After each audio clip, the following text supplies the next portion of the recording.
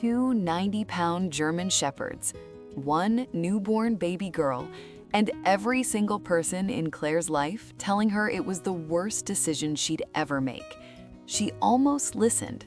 Then Ella came home, and Rex and Shadow did something nobody expected. Not on the first day, not in the first week, but on a Tuesday night at 3:17 a.m., when everything went silent and the only thing standing between a 4-month-old baby and something unthinkable were two dogs who had already decided she was theirs. Nobody warned Claire about the moment it would stop being her baby. Not her mother, not her doctor, not the 3 neighbors who spent 6 months telling her that keeping 2 German shepherds in the house with a newborn was the worst decision she'd ever make. Nobody warned her that on a Tuesday night at 3:17 a.m., she would walk into her daughter's room and understand, completely, finally, without any doubt, that Ella didn't just belong to her anymore. She belonged to them, both of them. Claire had owned Rex and Shadow since before her marriage.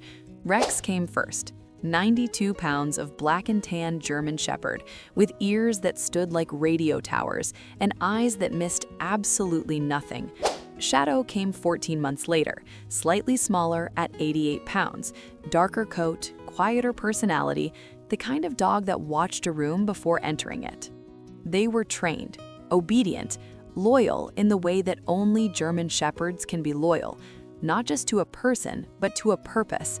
And for 3 years, their purpose had been Claire. When she got pregnant, the warnings started immediately. Her mother called from 2 states away. "You need to find them a new home before the baby comes. I've read the stories, Claire." Her neighbor knocked on the door one Saturday morning specifically to deliver a printed article about large breeds and infant safety. She handed it over without making eye contact and walked back down the driveway. Her own sister, who had never once shown any interest in dog behavior, suddenly became an expert. They're unpredictable. You don't know how they'll react. One wrong move and… Claire listened to all of it. She read the articles, she watched the videos, she lay awake at 2 a.m. in her 3rd trimester running the numbers in her head. Then she looked at Rex and Shadow, both of them asleep on the floor beside her, and made her decision. They were staying. Ella was born on a Thursday in September. 7 pounds, 2 ounces, wrapped in a white blanket with a pink bow larger than her fist. The drive home from the hospital felt longer than it ever had. Claire's husband drove. Claire sat in the back beside the car seat, one hand resting on Ella's chest, feeling it rise and fall. Rex and Shadow were waiting at the door. Claire's husband went inside first, told them to sit, told them to stay. They sat. They stayed, but their eyes were fixed on the car seat in Claire's arms with an intensity that made her breath catch. She set Ella down on the living room floor, still in the car seat, and stepped back. Rex moved first, slowly, each step deliberate, like he understood the weight of the moment. He stopped 18 inches from the car seat, lowered his head, and took one long breath. Then he looked up at Claire, then back at Ella. Then he lay down, flat on the floor, front paws extended toward her, and didn't move. Shadow came next. Same approach, same careful steps. She circled the car seat once, one full, slow circle, then settled on the opposite side from Rex. The two of them formed a ring around Ella, without being asked, without a single command.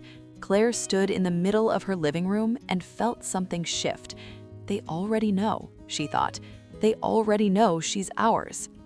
Still watching but haven't subscribed yet? That genuinely breaks my heart. Hit subscribe now. You're gonna want to see what happens next. The first week was a study in precision. Rex and Shadow had always been active dogs, energetic, physical, the kind of dogs that filled every room they entered with movement and presence. Around Ella, they became something else entirely. They moved slowly near her. Always, even when Ella cried at 2 a.m. and startled them both awake, they rose carefully, quietly, and padded to the doorway of her room without rushing. They never crowded her, never competed for space beside her. Every morning at 6:20, before Claire's alarm, before her husband moved, Rex would rise from his spot on the floor and walk to Ella's bassinet. He didn't bark, didn't nudge it, just stood there, looking in until Ella stirred. Shadow had her own system. She slept directly beside the bassinet, her breathing so steady and deep that Claire started to wonder if Ella had learned to sync her sleep to it. The night everything became permanent was a Tuesday in January. Ella was 4 months old. Claire had been asleep since 10 p.m., exhausted from a double shift, counting on her husband to handle the midnight feeding. She woke up at 3:17 a.m. to a sound she had never heard from either dog before. Not barking, not whining, something between the two, low, layered, urgent, coming from down the hall, coming from Ella's room. Claire was moving before she was fully awake. She pushed the door open and stopped. Rex was standing at the far end of the crib, front paws on the rail, looking down at Ella. Shadow was pressed against the side, her nose through the slats, making the same low sound, steady, insistent, impossible to ignore. Ella's face was pale. Her lips had a faint blue tinge. Her chest was moving, but wrong. Too shallow, too slow. Claire grabbed her daughter and ran. The hospital was 11 minutes away. They made it in 7. The doctor said one word: croup, severe.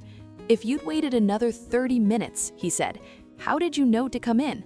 Claire thought about Rex at the crib rail, Shadow's nose through the slats, that sound, low, layered, impossible to sleep through. My dogs told me, she said. Ella is 14 months old now. She has learned to walk by holding on to Rex's back. Shadow lets Ella put bows in her fur, sits completely still while tiny hands work the clips into place. Claire's neighbor, the one who brought the printed article, stopped her on the sidewalk last month. Good, Claire said. They're the reason she's here. Then she said, I have a sister who's pregnant. She has a German Shepherd. Tell her to keep him, Claire said. Tell her to trust him. German Shepherds are the 3rd most intelligent dog breed in the world.